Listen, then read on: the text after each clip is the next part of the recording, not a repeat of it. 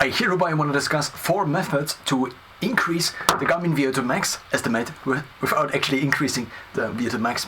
So now I want to go through sampling, then the power to weight ratio, carbs and tech. With sampling, I want to begin to state that this is kind of the overarching theme over all of this. Think of sampling, or I think of sampling as capturing basically the peak performance state in terms of VO2 max. Now, one could think of sampling also as different things, but of course apply to measuring VO2 max and measuring VO2 max on a Garmin watch with running. Specifically, I'm talking only about running, not about cycling. For this, I would need a power meter, which I don't have. So I'm talking about running VO2 max and how to, in the short term, optimize for basically a high measurement, which then one could argue is already a peak measurement. Now, there are different measurements. I want to start out by basically describing a couple of measurements and then letting you maybe decide what the optimal measurement would be. Let's talk about heart rate. What is a good heart rate? Is a good heart rate 180 or is it 50? Now, of course, it depends on the context. And the context is that in resting, while awake, a good heart rate might be something like 50 beats per minute, or maybe 45 beats per minute if you are an athlete, or maybe 40 beats per minute if you are a super athlete. Now, there seem to be, even according to Andy Galpin, some of his athletes even have a resting heart rate that is as low as 35 to 40. So he mentioned in the high 30s or something like this. Now, currently my resting heart rate for a given year on average is 48, but I was as low as maybe 38 for 7 days. So the average for the 7 days was already 38 with me. So now what this describes already is a discrepancy between what is a good heart rate, so basically what normal heart rate that goes up and down would be, and a measurement that is already standardized and taken out of context, basically.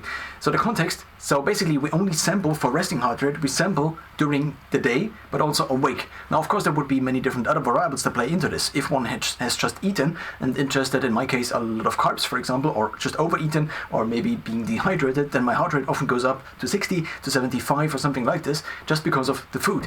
Now, what is a good heart rate could also be meaning what is a good maximum heart rate. In terms of maximum heart rate, it seems to be the case that the higher the maximum heart rate still is, the more capable the heart to a certain extent still is, and therefore the kind of younger it is, or at least as capable as a younger heart. So there is this classic formula, 220 minus something, which then results in the heart rate, the maximum heart rate the heart at a certain age is still able to put out. So if one is 20, then one takes the 220 minus 20, which would then result in a maximum heart rate of 200.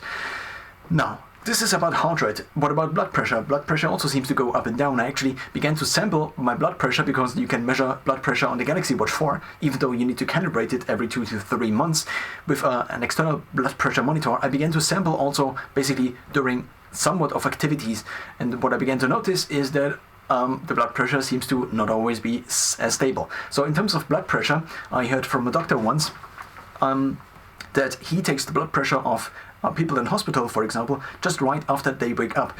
So it's the closest thing one could, I think of this as, this does not necessarily mean that this is true, but one tries to also have a standardized measurement that is kind of resting heart rate. For resting heart rate, so for blood pressure, it seems to be the case, I think I heard this Peter Attia mention once, that ideally the patient sits down and waits for 15 minutes, and then one samples the first measurement, and then ideally one does 3 in a row. And also there seem to be many problems with kind of these automated cuffs, and so ideally one takes them with the manual measurement method, which I don't know how to do, and then one also has a little bit of pause in between those 3 different measurements in order to get something probably that is close to resting heart rate. Now, so the problem with blood pressure is that it is kind of hard to continuously measure. There seems to be one company that offers a band that also does continuous blood pressure measurements, but it seems to be harder compared to measuring heart rate. Now, heart rate can be continuously measured already. If one wears a heart rate strap, then even more accurately compared to a wrist-based measurement. Now, what this allows to do is to basically take a look at all the graph and to not have to rely on this single measurement, and to then basically take out the definitions, or take out basically the portions of time which would match the definition of, let's say, resting heart rate or resting blood pressure, and then take these out and only apply these, and then calculate something like your resting heart rate is for the last 7 days is like this, or your overnight average, which in this case is also basically the data over a given night in terms of HRV, your overnight HRV, average, and then it takes this into account that it was actually a longer period of time, and then it averages it, and then it gives you the overnight average for basically the overnight average for a given week, and that this then is kind of the value that HRV is usually displayed at least in terms of Garmin. So also here we find that basically the actual thing that is now comparable, the actual number that is comparable, is not just a random number, because the number goes up and down throughout the day, but it is a number that is taken with the context, or one could also say out of the time context, and then specifically with the definition applied that it is overnight average, resting heart rate, not resting heart rate, but overnight HRV, or it is resting heart rate, or it is blood pressure. Now, in terms of VO2 max, there are a couple of things which play into basically a VO2 max measurement. If let's just sample a couple of samples to funny. Now, if I would eat and drink, I would eat a large meal and then drink a liter of water, then do actually the chances of me having a peak VO2 max measurement with my Garmin watch go up or down? I would say they usually go down, mostly because of the second thing we now take a look at, the power to weight ratio. Now, the power to weight ratio is still related to sampling, as are the other two, but I need to go into these in order to come back to sampling. So now, in terms of running is the thing that determines basically the VO2 max. Now, I think Garmin has a definition of what is able. So there are, I think, a couple of different things that can match the criteria of Garmin then producing a VO2 max estimate, and I think also incline is now included in this. Previously, I think I read something where it should be flat, so it should be a flat area, but now it seems to be the case that you can also have a incline within the route you are actually running. So you don't need to run on a treadmill or something like this. Especially if you actually run on a treadmill, it will not produce a VO2 max estimate. Mostly, probably, at least that's what I assume, is that outdoors is kind of more reliable data compared to indoors, where maybe the treadmill is off. And also, the treadmill, at least in terms of the Cooper test, which also provides a VO2 max estimate, or this would be one way to get a VO2 max estimate without basically continuously measuring all of the runs and trying to see what Garmin then says is the VO2 max estimate based on these runs. On the Wikipedia page of the Cooper test, it says that if you are doing the Cooper test indoors, you should have at least a 1% incline set on the treadmill indoors in order to account for basically the uneven ground outdoors. So now, if one takes something like this into account, and maybe people then forget, or I forgot actually the first time I took a look at this, so I actually did a Cooper test just to also get a kind of baseline VO2 max estimate based on the Cooper test, which actually was way lower compared to the Garmin VO2 max running estimate. Mostly, I think, because it is only one sample.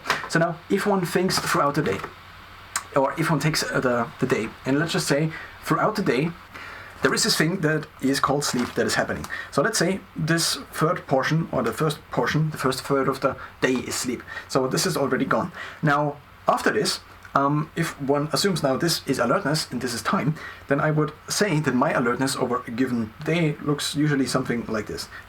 So it begins in kind of shorter waves, and then there are these ultradian cycles. In my case, I even have kind of a half ultradian cycle, I think. So there seems to be kind of the ultradian cycle length, which is maybe about 110 minutes. There is also the circadian cycle, which is the whole day. And then there are basically, and it goes down over the course of the day. So even if I nap in between, my alertness overall, I think, still goes kind of down throughout the day. Unless I have like a big sleep, or a longer sleep of like 2, 3, 4, 5 hours, which then kind of splits my night sleep into half. And so one could think of now,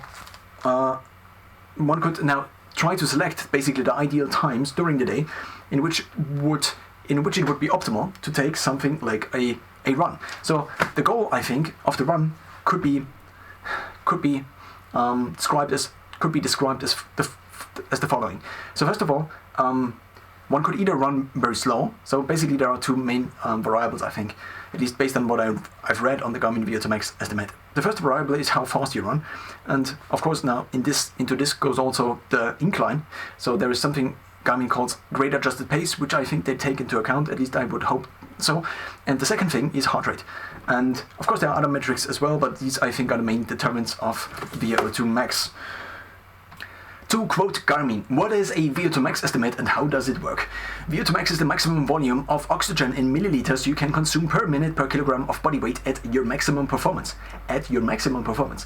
This is an indication of aerobic fitness and should increase as your level of fitness improves. If you have a Garmin device that provides a VO2 max estimate, you can track your overall cardiovascular fitness directly from the device and from the Garmin Connect app. To check if your Garmin device can provide a VO2 max estimate, refer to the owner's manual.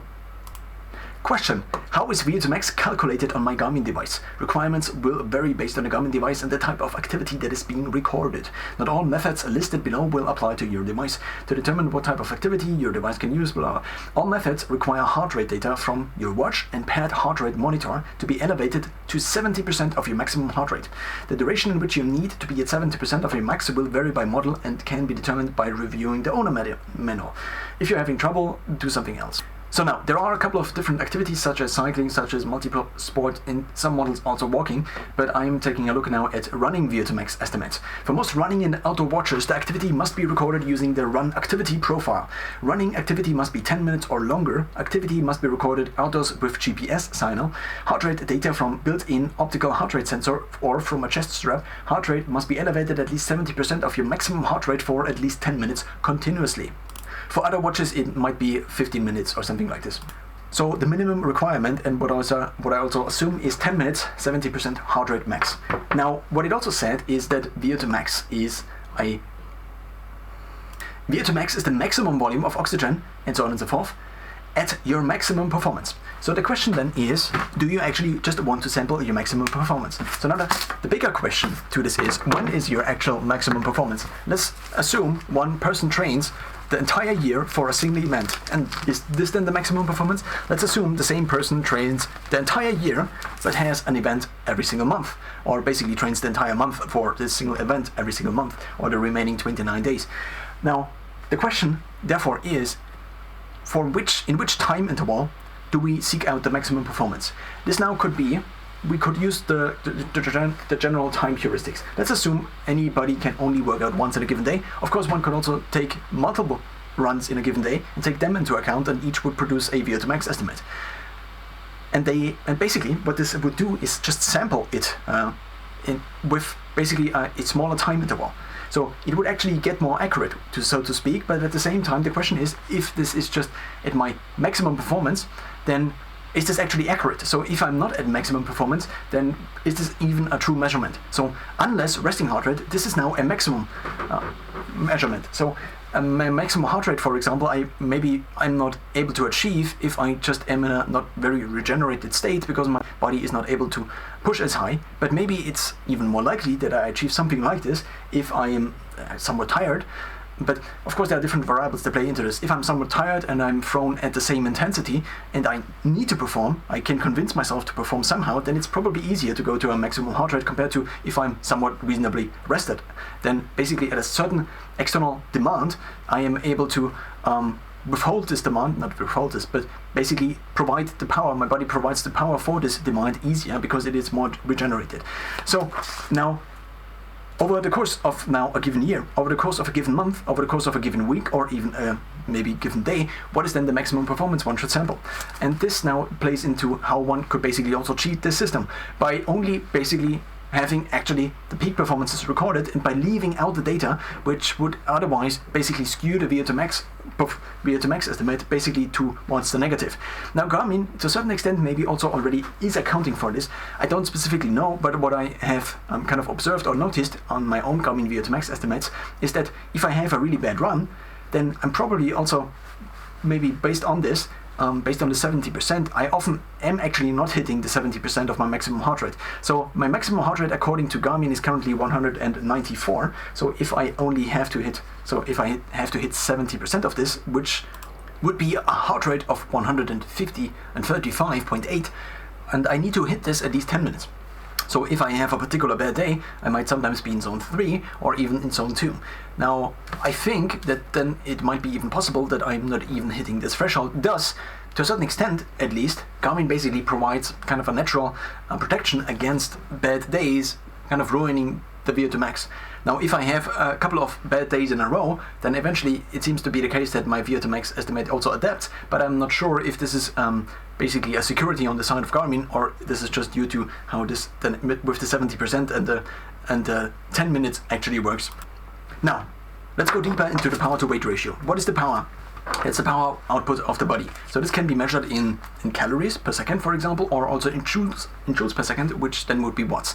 Now, 1 joule, to my knowledge, is approximately, or 1 calorie is about 4.2 joules. And so now if one has a power output, then this would be per second. So calories per second, one could say 1 joule is 4.2, then 1 calorie is 4.2 joules per second. So now, because watts is something that a light bulb has, let's say a 100 watt light bulb would basically output approximately, then if we just divide by 4, 25 calories per second.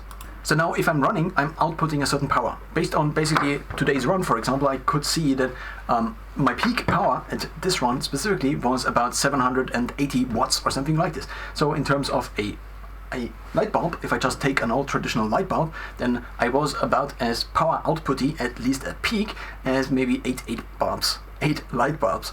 Or if I compare myself to a water heater, then the water heater maybe has 1 kilowatt or something like this, which then would result in me being slightly less power outputty than a water heater, but often they go up to 1.5 kilowatts, maybe 2 kilowatts or something like this. So joules, or also calories, are units of energy. And so if we want to now take into account how much energy I'm outputting and how basically fast I can run, the power to weight ratio is one of the big determinants, I think.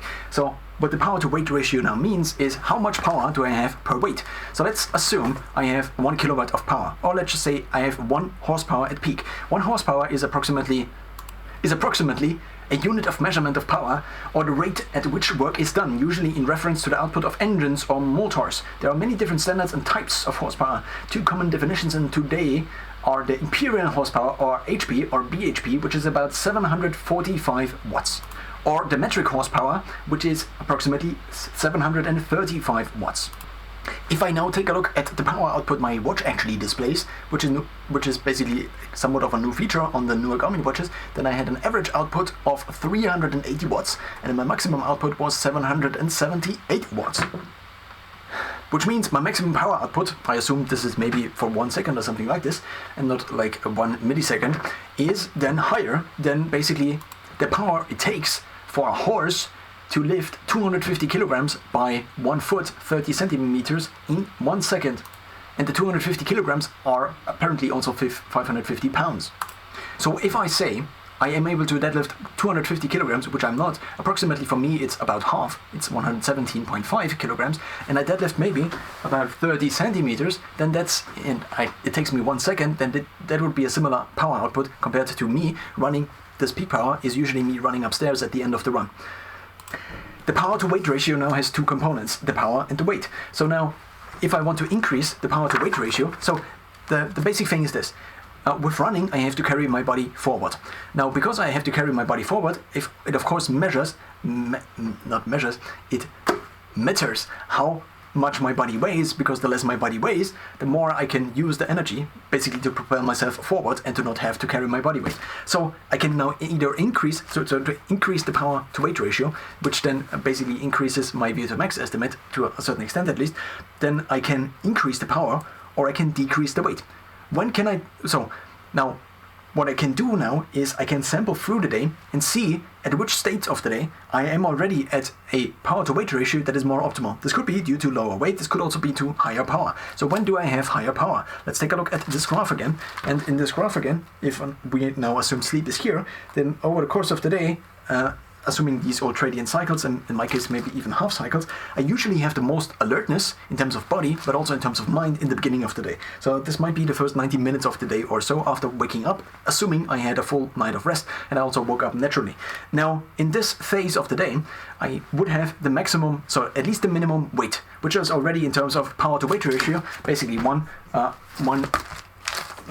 point of time I would take a look at, or one phase I could take a look at. Now there might be multiple other ones, such as basically every time I go to the bathroom, there might be a decrease in weight at the same otherwise power.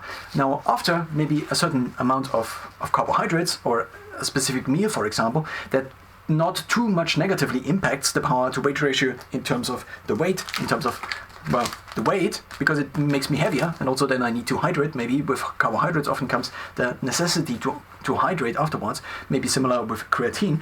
Then I basically, every time I go to the bathroom, but I also have eaten before, I am in a state of, I think, increased power to weight ratio. So now if I want to additionally sample throughout the day what other, compared to do basically right after waking up and then going to the bathroom, what other points of basically sampling my highest or my peak power would be, then this would be these points. So basically whenever I go to the bathroom, but I also have eaten before, thus I am not that weak, because as I often am kind of lower in the carbs, what seems to be the case is that my glycogen stores, at least that's my assumption, are kind of the highest field in the main, so basically in the beginning of the day, at least assuming they probably during the largest portion of the day, my body is kind of in a higher stress state compared to sleep. Now, of course, sleep is also maybe work on the body side, but what I assume is that the glycogen stores, if they have to be refilled by gluconeogenesis, that this occurs mostly during the night, because this is the kind of the maximum rest I have during the day.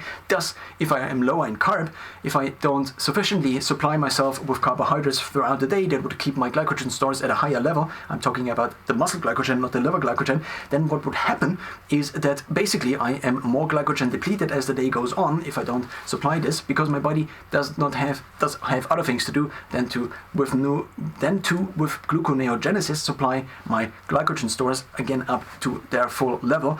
Thus, I assume that it is better to basically do a peak run in the morning. So I think during the day, during the circadian cycle, it makes the most sense for me to run during the day. I also tried a couple of other times to basically run at different times of the day, but mostly it seems to be the case that the power to weight ratio seems to be mostly influenced. Of course, now maybe if I additionally eat like 50 grams of sugar before, I might have an additional power burst due to this. But let's just say I don't want to eat additional sugar, something like this, because the sugar then also needs water to kind of get stored, and so there is also the increase in weight due to water, and therefore the decrease of the power to weight ratio. So if I just take a look at myself, what seems to somewhat work best is to run as close to waking up as possible after ideally a restorative night of sleep, which then often means, just in terms of my own weight, let's just sample this again, or let's just use this as an example. Today in the morning I weighed about 75 kilograms, and yesterday evening, for example, or in the late afternoon, I weighed close to 80 kilograms, which is a 5 kilogram difference, which is quite a bit. And so if I would have to carry these 5 kilograms additionally, and let's just assume my base weight is 80 kilograms, then if I divide the 5 by the 80, then this would result in a 6% difference of my weight. And that's quite something if I assume, okay, I currently have a VO2 max estimate of, let's say, 50, and now I want to increase my VO2 max estimate, and this translates proportionally. So basically the power to weight ratio, if I basically have a decreased weight, then this would go proportionally to the power to weight ratio, and this would proportionally translate to a faster run, and proportionally would output a higher VO2 max estimate. Then instead of having a VO2 max estimate of 50, I would have a VO2 max estimate of 53. There's also something else to keep in mind, which is how what the unit of VO2 max actually is. So VO2 max is milliliters per kilogram per minute. So what this means is, if I have less kilogram at the same power output, then basically at the same. So there is something called absolute VO2 max and relative VO2 max. Absolute VO2 max is how many milliliters one has per minute. So that's the oxygen uptake of 1 minute, basically. So if one then divides this into a kilogram, so basically to adjust for weight, then one again divides this by kilogram. So if one again divides this by kilogram, what this then results in, if I have basically a given VO2 max, so a given milliliters per minute, and I now decrease my weight, then basically I have less kilogram to divide it, and this then results in a higher VO2 max, which would be also something that's reasonable. So if one now wants to, so basically having a lower weight actually influences this in two directions, or with two methods. The first one is that the actual, if one would actually measure VO2 max, which the Garmin VO2 max estimate is not really, then this would basically alter this measurement, not alter this measurement, but the the absolute VO2 max, which then would be adjusted for weight, would be basically calculated based on a lower weight. So this also brings up the question, if I in the midday do a actual VO2 max test, and in the morning I weigh myself, or do I have to weigh myself then right before, which means I might probably be 2 to 3 kilograms heavier, and if I don't weigh 100 kilograms, then 2 to 3 kilograms is more than 2 to 3% of my weight, which means that in terms of VO2 max, this already might alter my numbers quite a bit. This also was a little bit of a thought, or a question I had when I recently read that Christian Blumenfeld measured quite high VO2 max of something like 97 milliliters per kilogram per minute, but this was apparently off season, and so he was a little bit heavier. So he had, I think, increased body fat, and so they said that in on season, then again, this would even result in a VO2 max, an actual VO2 max, basically weight adjusted of above 100. But of course the question is, does this then really count, or did he actually achieve this measurement? I have not heard about this. So I think it wasn't like 97 or 98, which I think was above the current record that is properly measured by Oskar Svensson, has recorded a 97.5 milliliters per kilogram per minute. How now do carbs play into this picture? I think of this mostly maybe simplified as the following. If I have a certain level of glycogen in my liver plus my muscles, then so the muscle glycogen seems to be used mostly for activity, so the muscle glycogen cannot be used for basically the cardiovascular system, as I understand at least. Then the liver glycogen is basically there in order to supply a stable glycogen level or blood sugar level throughout the day. So if the liver glycogen is empty, what seems to occur is gluconeogenesis, which then kind of I don't know if this also goes through the liver, but this basically stabilizes the blood sugar through then not using the liver glycogen because this is empty, but through burning fat, which is then known as burning fat, or also deeper levels of ketosis. Now, some level of ketosis, so ketosis is, I think, the state, or describes the state in which there is a large portion of fat burning going on for basically supplying the organs with energy, whereas fat burning is just known as basically burning fat, which can also occur if the liver glycogen is still on a somewhat more filled state. So now, how do carbs play into this picture? If I begin to run in the morning and I have been on low carb for a couple of days, then what happens after quite some time is that I seem to hit a wall. I think this wall is mostly due to not me being less alert or something like this, but mostly due to muscle glycogen dropping. Now, it could also be that liver glycogen then supplies the muscles. I'm not exactly sure about this, but because the muscles are so much bigger, I actually recently read something that. So I actually was in a conversation with Copilot, if one could call this a conversation, and I questioned how much, or I asked it how much glycogen then I would have stored, and it was like half my body weight or something like this, which I found ridiculous. I don't know if this was, I can't remember something vaguely like this, but I thought it was ridiculous, so I don't think it's true, or something like this, What could be also something like this, like being true. Now, 3 carbs. I think, so what I also did today, as I basically had a new VO2 max record, I did ingest carbs, but I also was in a pretty regenerated state before, and also in terms of power to weight ratio, due to basically a low weight, due to also longer sleep, I basically was in a very optimal spot anyway, and my body, so I do have these states in which I'm almost kind of jittering with energy, which is, I think, mostly my body trying to optimize for these time windows in which I go for a sprint. So if I go for a sprint, then I do basically a sprint, an interval training, in which I sprint for maybe 30 seconds and then I do drills in between. So I do this for in total maybe 10 to 11 minutes, depending on how fast I drill and how fast I run in between. So back to carbs. I can basically rely on my glycogen stores to a certain extent up until I hit the wall. And I think the wall is that the glycogen stores begin to become depleted, such that basically the power that is needed from glycogen can no longer be made from glycogen. So there seems to be this chain which is ATP. So ATP is divided into ADP, so adenine triphosphate goes into adenine diphosphate. So there is basically one group of phosphate or something, I am not exactly sure about this, which is split off, and the bonding energy, maybe I shouldn't go. So there is ATP and ADP. Then there is KTP and KDP, and then there is glycogen, as I understand it, maybe a couple of other cycles before. So ATP is basically providing the almost instantaneous energy. Then creatine, phosphate, triphosphate and diphosphate tries to basically deliver energy again and make basically ATP, make ATP out of ADP. And then there is basically the, I don't know, Krebs cycle or something like this. I can't remember. Maybe I should have paid more attention in school. Which is then basically, again, there are these points in which you realize you just have no idea. Adenosine triphosphate, ATP, is a nucleoside triphosphate that provides energy to drive and support many processes in living cells. I just noticed that I do again the British accent, which is not really required for me because I'm German. Nonetheless, I do it, which seems to be somewhat adjusted to the topic at hand. Support many processes in living cells, such as muscle contraction, nerve impulse propagation, and chemical synthesis. Found in all known forms of life, it is often referred to as the molecular unit of currency for intracellular cellular energy transfer. As my brain energy now goes down, the light also goes out. When consumed in a metabolic process, ATP converts either to adenosine diphosphate, ATP, ADP, or to adenosine monophosphate, AMP.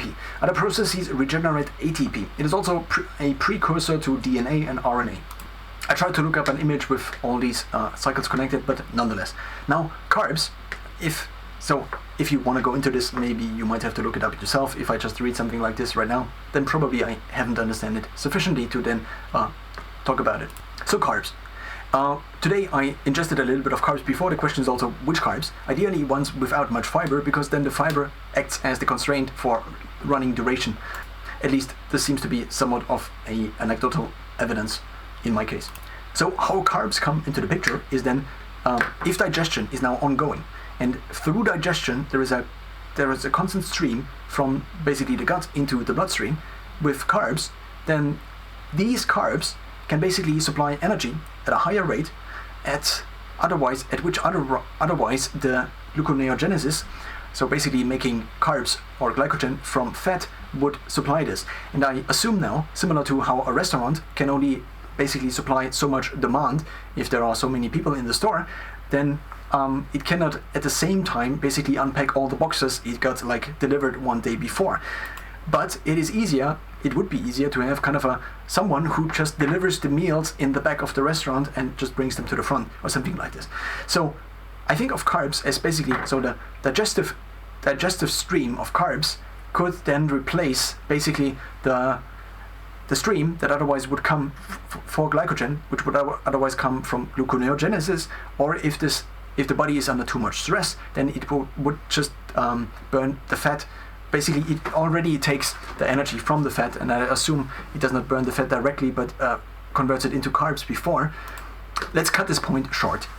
It seems to be the case that if I run longer, then if I just rely on fat burning, on my fat burning capability, that this eventually becomes a threshold, not a threshold, but a constraint.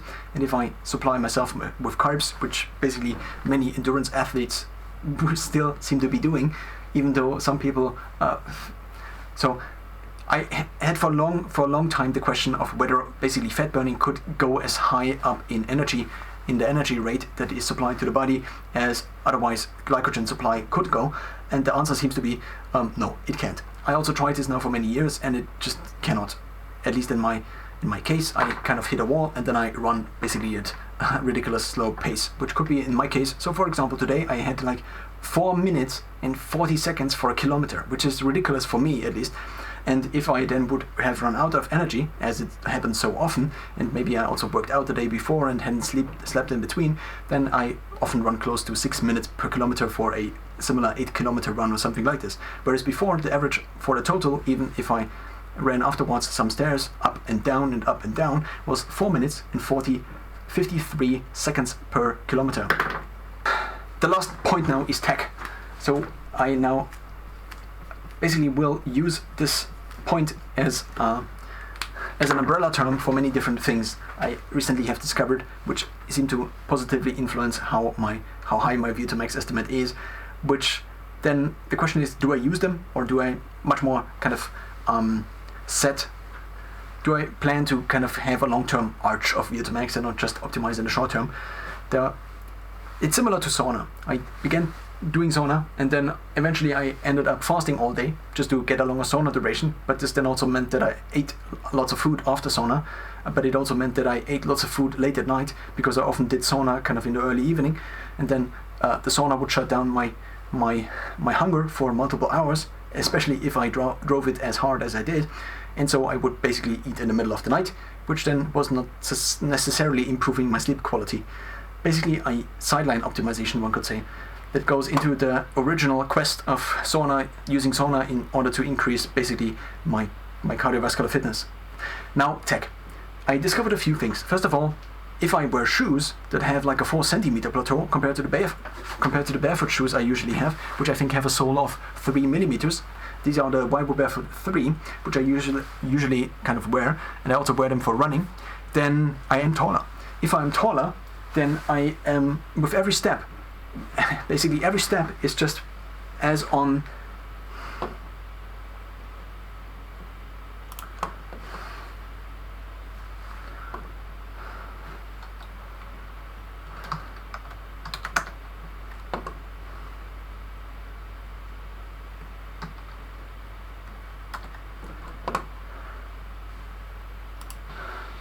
or is it called on its own?